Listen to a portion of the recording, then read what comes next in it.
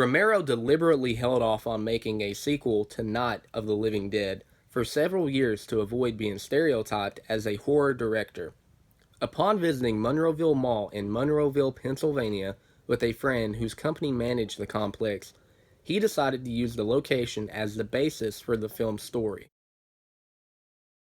So today we're going to be taking a look at the sequel to Night of the Living Dead, which is a classic film from the year 1978, Dawn of the Dead. The film opens up at a television station, and things are not going too good. I don't know how long we're going to stay on the air. I know that they're in a panic, but they are a TV station. Maybe they can play something to calm the people down, to let everybody know that things are going to be okay. The people it kills get up and kill. Oh. Okay then. Steven tells Fran that he has a plan to get out of there tonight. Now you be upstairs at 9 o'clock and don't make me come looking for you. So we cut to SWAT officer Roger and his team as they raid a low-income housing project who disobey martial law of delivering their dead to the National Guard. You know we've got this building surrounded. I'm not a big fan of Wooly. He seems pretty judgmental. You're Rod, right? Rod Tucker. Now that is a character I can get behind. He's very well soft-spoken and he's dead. Inside the housing project, Wooly has gone crazy. Roger tries to stop him, but it doesn't work. Wooly's a pretty big guy. Then we get introduced to Peter. He's already one of my favorite characters. Roger tells Peter that a friend of his is leaving tonight. A friend of mine's got this helicopter. He asked me to come with him. After being told by an elderly priest that the zombies are piled up in the basement, Peter goes to kill him. I don't know why, but the way that this guy delivers his line and then just dips absolutely cracks me up. Jesus Christ. Later that night, Peter and Roger meet up with Fran and Steven. You guys okay? His name's Peter. He's all right. As they're about to take off, an officer asks them if they have any cigarettes, and he says that their plan is to go to an island. We got an idea. Maybe we can make it to the island. Are you sure about that? After flying for a little bit, they have to stop and fill up on gas. A zombie with an incredibly big forehead tries to sneak up on Roger. Peter runs into some small trouble.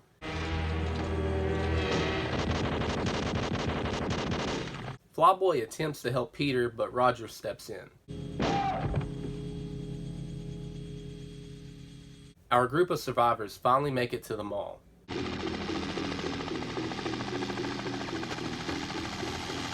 They decide to check it out. You're crazy. This place could be a gold mine. We gotta at least check it out. Roger loses his M16 after a close call.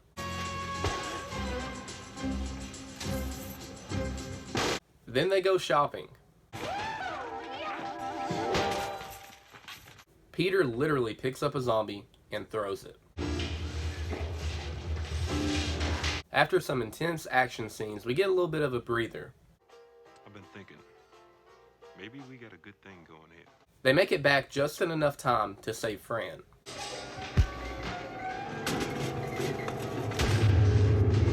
We learn that Fran is pregnant. She really looks sick, physically.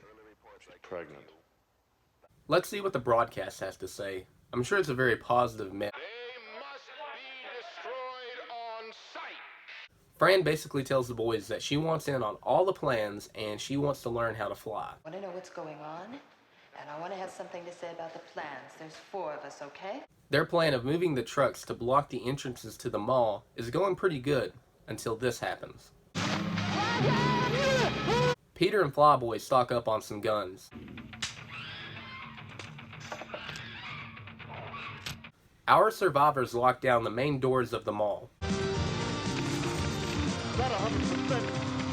Things are starting to look up. They clean up the mall, and they get paid. You never know. This is definitely one of my favorite lines of the entire movie. When there's no more room in hell, the dead will walk the earth.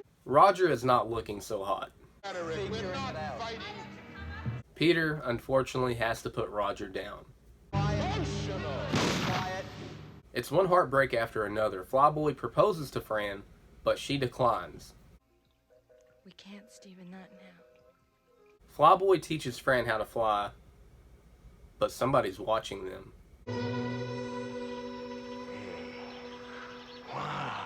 They must get in through the roof. Later that night, the Raiders tell our survivors that they're coming. We don't like people that don't share. You just fucked up real bad. The Raiders break in, and all hell breaks loose. They're in, Flyboy. They opened the loading docks. Flyboy isn't having any of that, as he opens fire. We took it. It's ours. This is a great kill.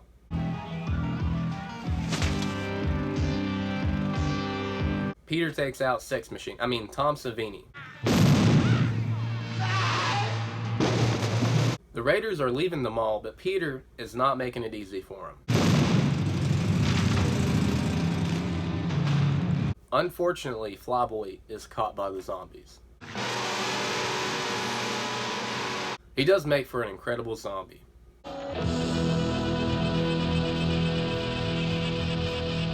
Out of instinct, he tries to return to Fran and Peter and leads the undead to them.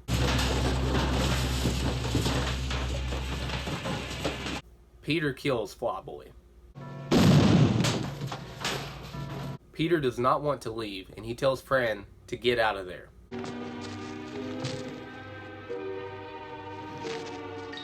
Peter's about to commit suicide, but he has a change of heart. He decides to join Fran, and they fly off into the unknown.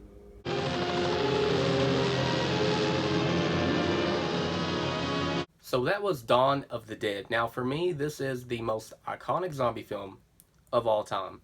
Even though the shopping malls are less relevant today, I feel like the message is still there. It is basically a social satire about consumerism. And we still mindlessly shop and turn into animals. I mean, take a look at Black Friday. They mark down some prices, and we absolutely turn into animals and we kill each other. The characters in this movie are honestly probably the best characters of the entire series, technically, because guess what? They actually help each other out. They build friendships, they build bonds, and you know, not Living Dead, you had half the people helping, the other half not. Day of the Dead, completely different beast. We'll get to that in the next video. So this one is where the survivors are at their peak, and I really wish we could have got a movie to see what happened to Peter and Fran, because I love these characters so much. And I feel like these characters, if they hadn't run into certain obstacles, they could have survived for a very long time because of the way that they worked together. They really did trust one another. And I love that about this movie. I think in a zombie movie, you need good characters. And this one is honestly probably the best characters in any zombie movie I've ever seen. The special effects are a little dated in the movie because the zombies do kind of have like a blue, pale look to them, which I actually enjoy. I really don't have no complaints about it because it's kind of the charm of it, because I get teleported back into the late 70s whenever I watch this movie. The score, the special effects, I love the machete kill by Tom Savini. I think that looks fantastic, and I love the bright red Italian blood. So for me, special effects are really good. They do get better, but they're not bad here. I don't think they're really bad in any of the first three movies. Overall, I love this movie. I think this is a essential zombie film. You have to watch it if you like stuff like The Walking Dead or any kind of zombie media.